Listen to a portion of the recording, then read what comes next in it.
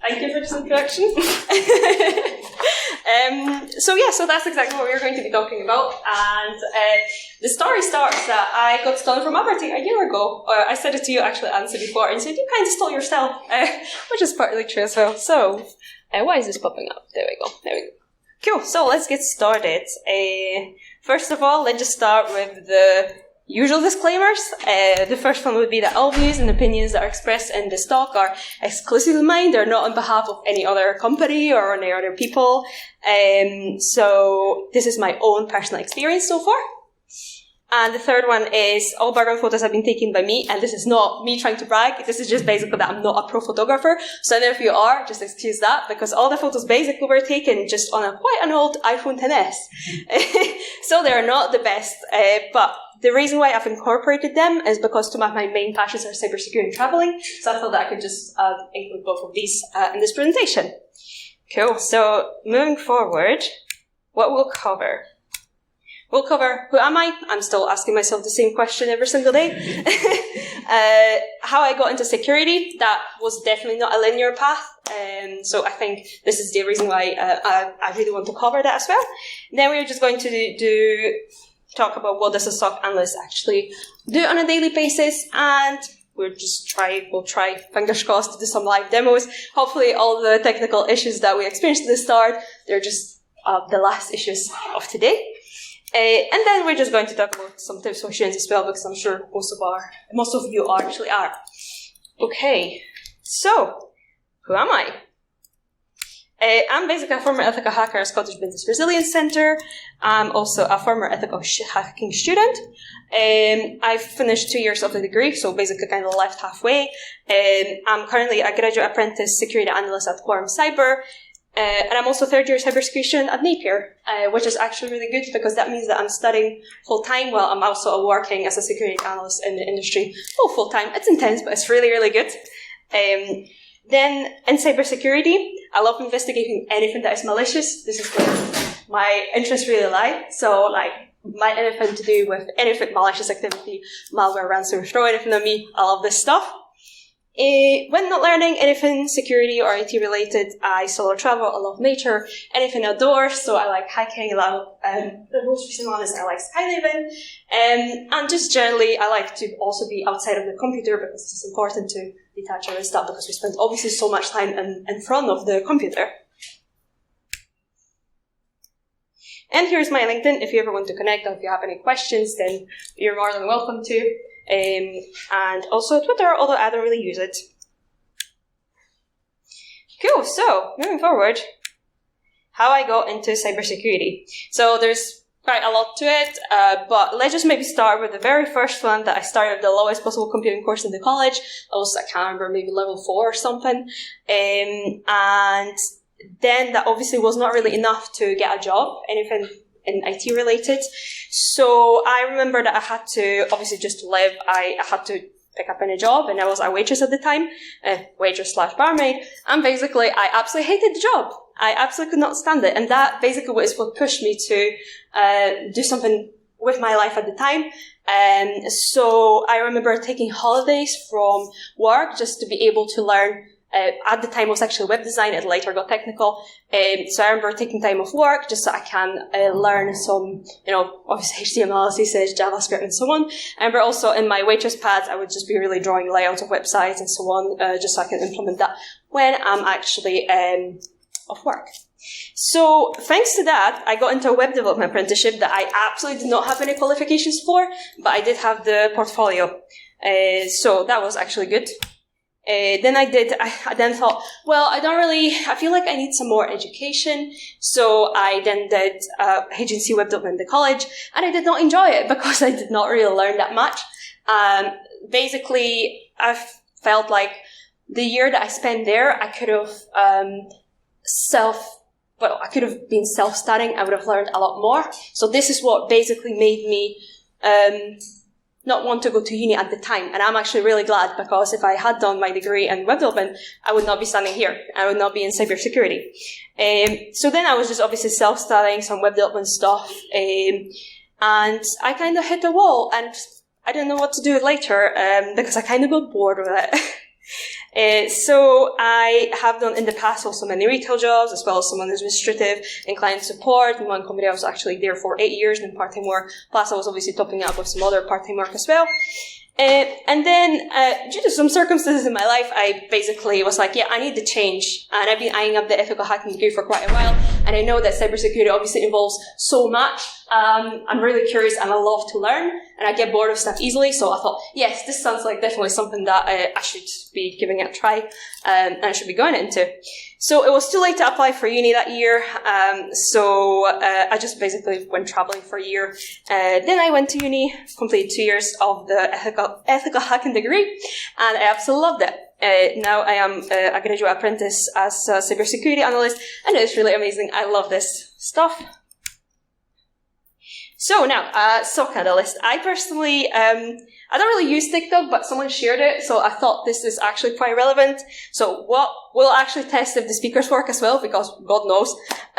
So SOC analyst, what people think when you say that you are a SOC analyst? Let's see if that works. Let me actually put up the volume. I think it's actually, there we go. Let's see if that works. Is it going to work?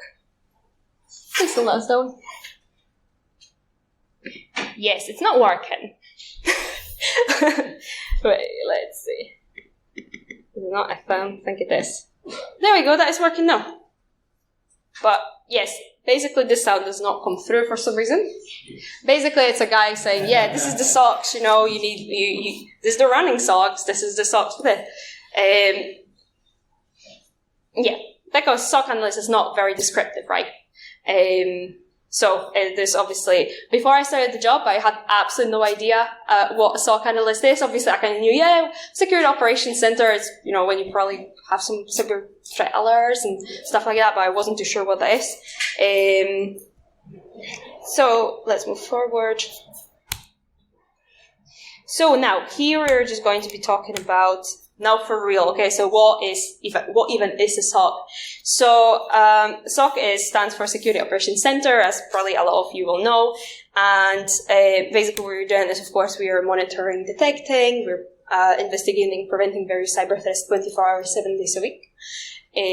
We are using for that, we are basically using a SIM. I'm sure that, again, a lot of you have heard that, before, so it's security information and event management. So it's basically a software solution that is collecting all the security data from network devices, servers, domain controls, and so on, and it provides a real-time analysis of security alerts generated by applications and network hardware. So we basically have it all in one place, centralized. And this is just like a little graphic that, of course, just shows us a few elements of the SOC. So, for example, we talked about the SIM, we have also ticketing, so each alert comes through as a ticket. There's knowledge-based threat intel, reporting, log collection. So, SOC analysts. Looking at job offers across a few popular job boards, we will not have time to cover everything. But as you can see, you know, there's things that are common with all of these, but some of these are a little bit different, so the scope really differs from company to company. So as you can see, you know, a lot is expected, and a lot, again, it varies from company to company, but here's my experience.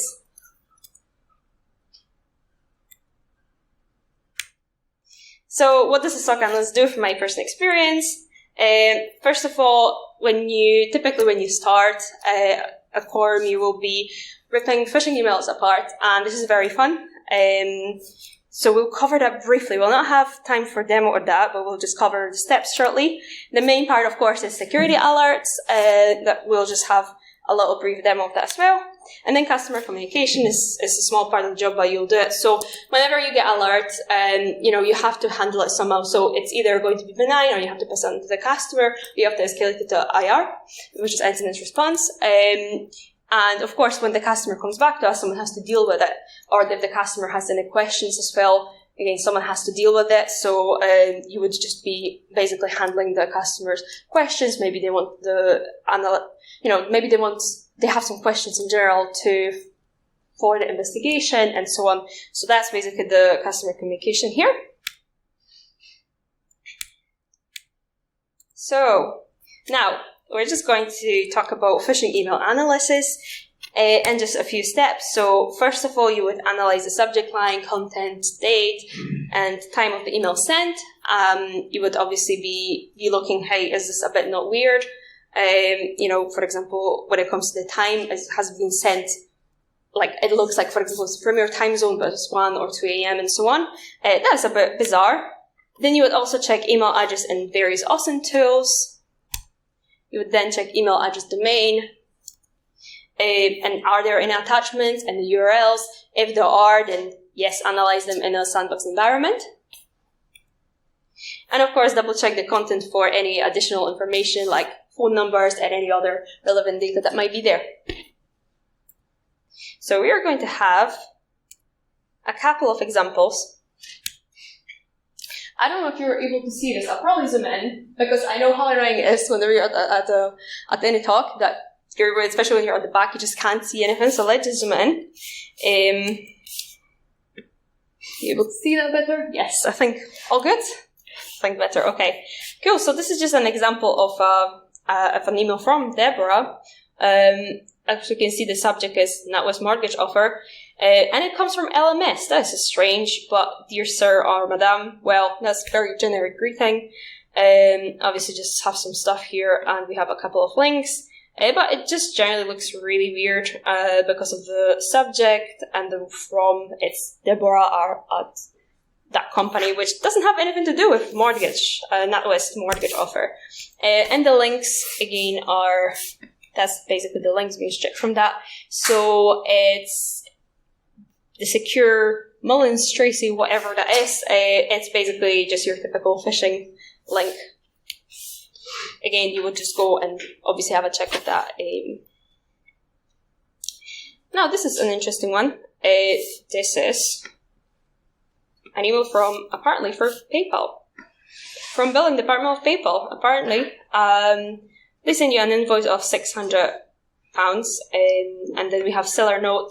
According to the information, your PayPal account may have been illegally accessed. So they obviously give you the phone number and they tell you the business opening hours. There's a very important part here that, don't know the seller. You can safely ignore this invoice if you're not buying anything from the seller. But quite a few people would be just led to believe, yeah, this is legitimate, right? Because it comes from PayPal and it just has the phone number. Some people would just basically call and they would get social engineered to pay. And that's, I think, I don't know if it's called like a callback scam or something like that. So, yeah. Oops, there we go. And the links also are pretty much all PayPal related, so nothing interesting there, but it's in the body of the email.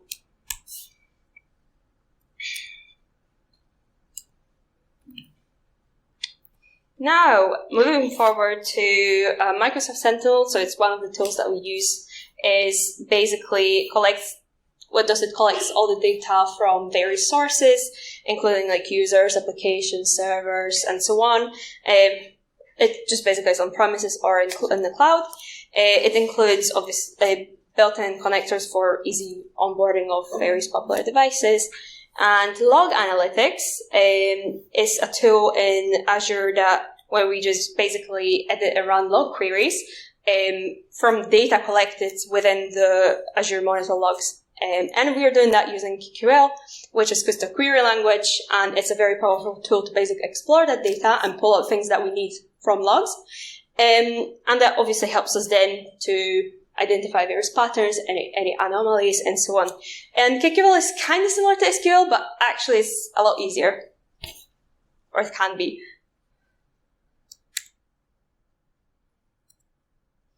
Okay, so we'll not have time to go over this, but we also have Microsoft 365 Defender threat protection. That is just like a defense suite that, again, coordinates detection, prevention, investigation, and response across endpoints. There's a lot to it. There's 4 parts of it, main parts of it, and it allows you to do a lot more. One of the cool things, for example, is if you have you're able to see, for example, the device timeline. You're able to see everything that's been happening on the device, if it's been onboarded, and it's just a really, really cool tool. Again, we'll not have time to cover that, but it's just another tool that we obviously use.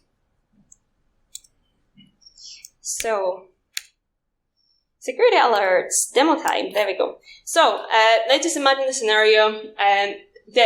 So the Azure, the Sentinel logs, the demo logs are unfortunately a little bit limited, so we'll not be able to do it exactly from scratch. However, if we do assume just the scenario that, well, we received an alert for a malicious IP address, let's investigate it. So we'll just be doing some log analytics with KQL, and within Sentinel, we'll also do some OSINT checks, and let's see if that works. Let's hope it does.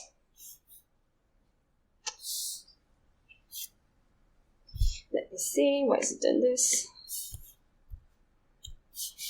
Right, I'll just grab the link, I'll just run it.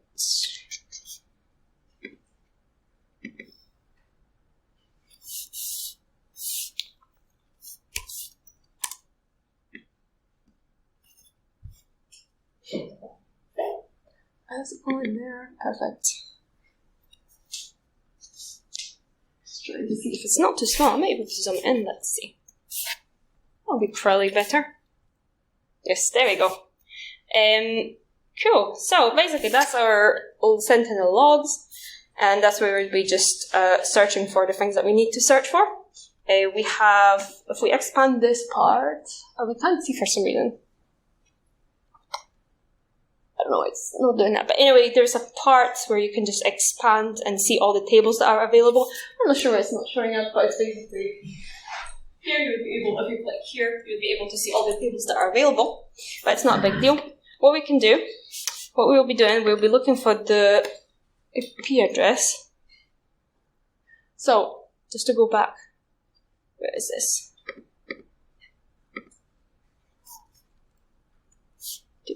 Oops. There we go. And there did it go. Cool.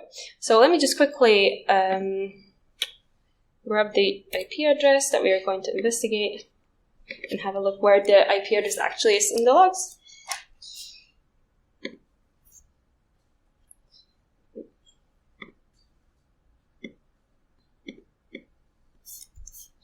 Okay.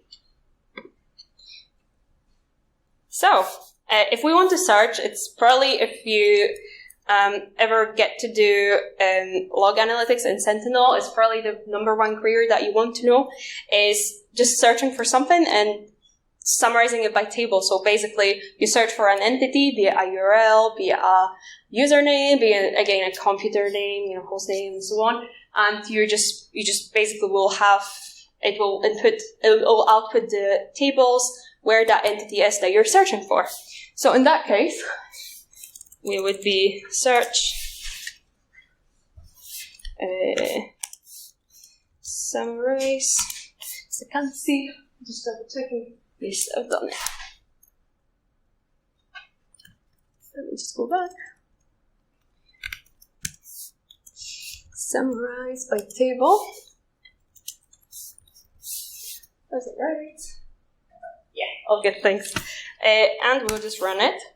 And let's see where... Actually, there's one more thing, because I didn't change the time. So, we also can select the time range and how far back we want to be able to see where the entity is. Let's just do a month, for example. And let's run that.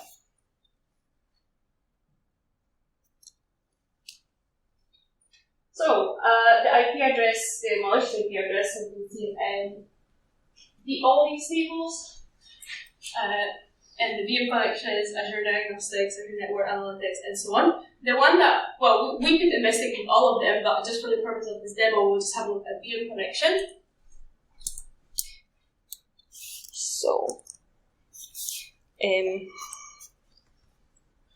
So what we do, we just put the name of the table, VM connection, and we're just searching again because we are not sure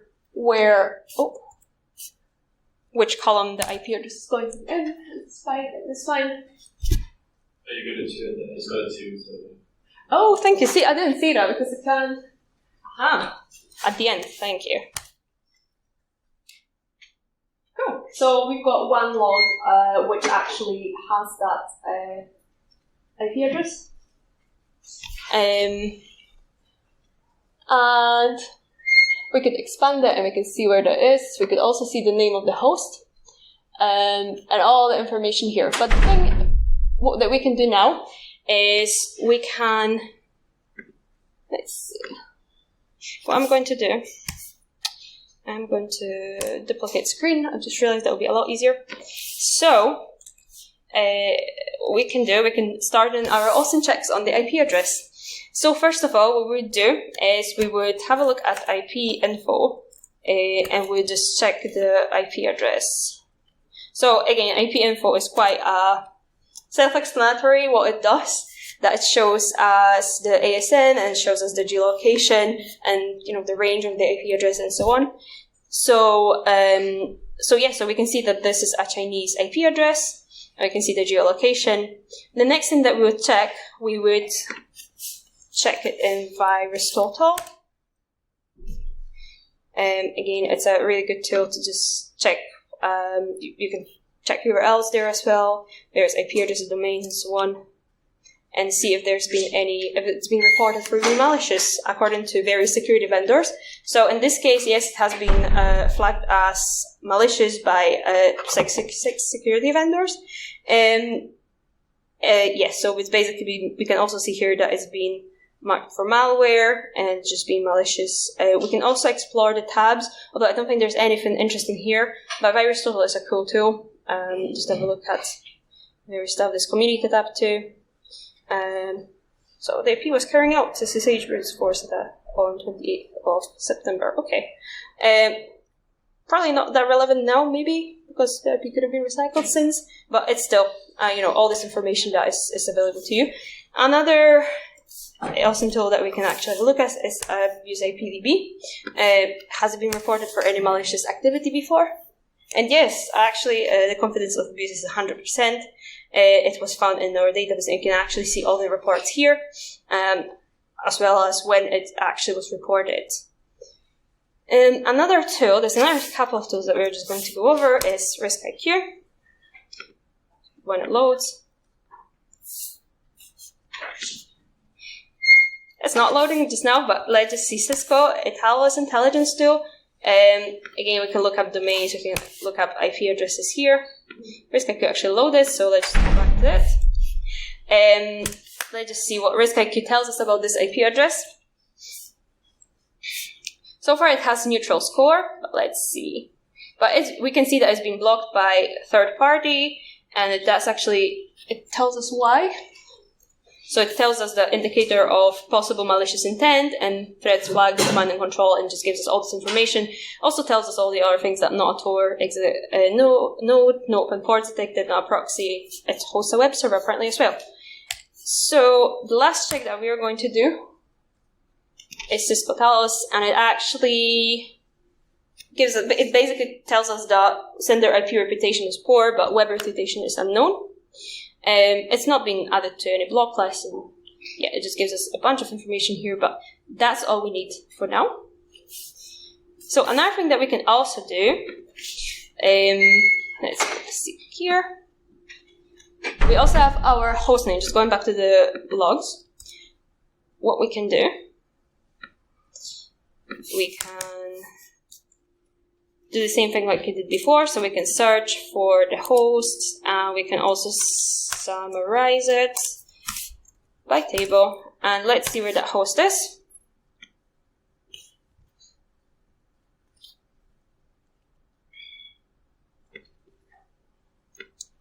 And we can see all these tables where that computer actually is. So what we would want to do in this case, we would probably just go through at least some of the relevant ones. Again, we'll not have obviously the time, but the host is in many tables.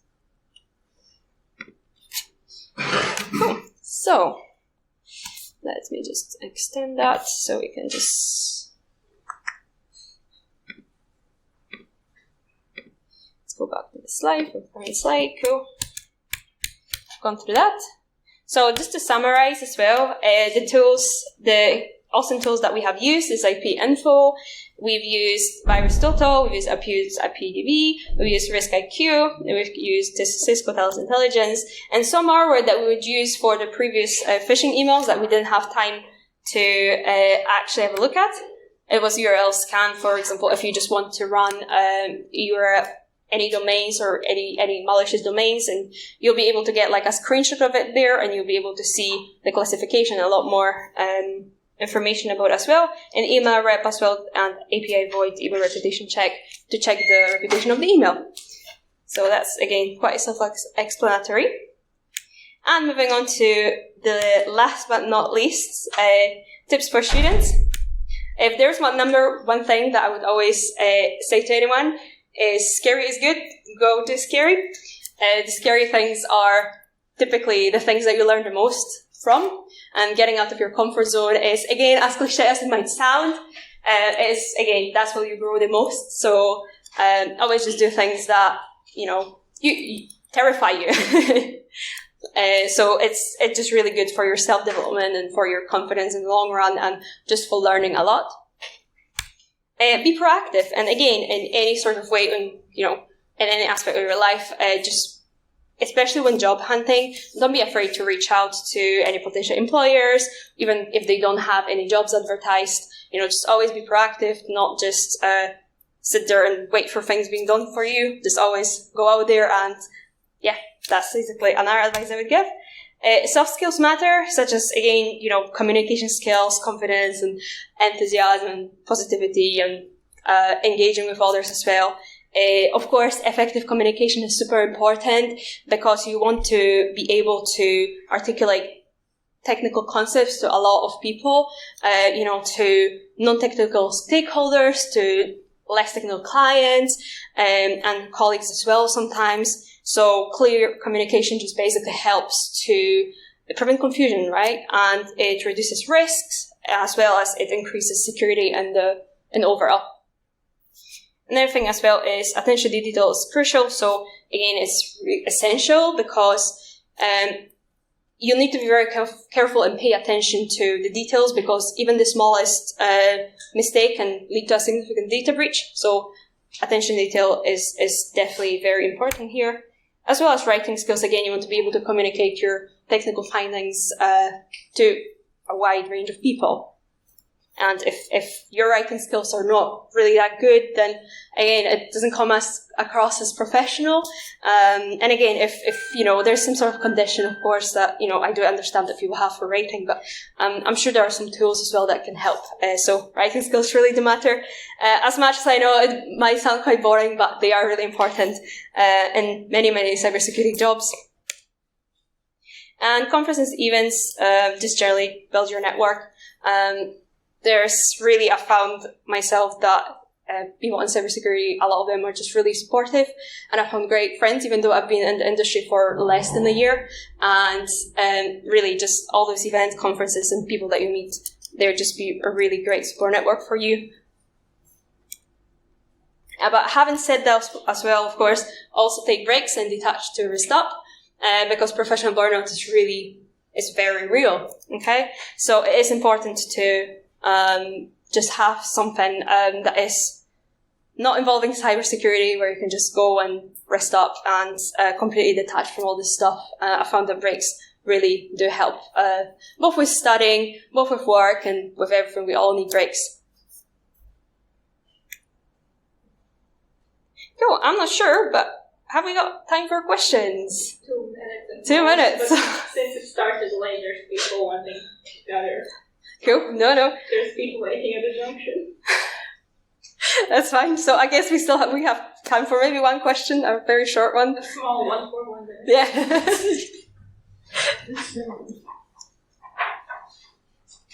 What do you enjoy most about your team career? I think it's a difficult question. It's a good one, but there's so many things. I think that I need to learn so much, and of course, really, really good people that I'm surrounded with. I think that's the biggest things that I really enjoy. And it's just always exciting, every single day looks different. It's never the same. So that's another part as well that I really, really enjoy. Cool.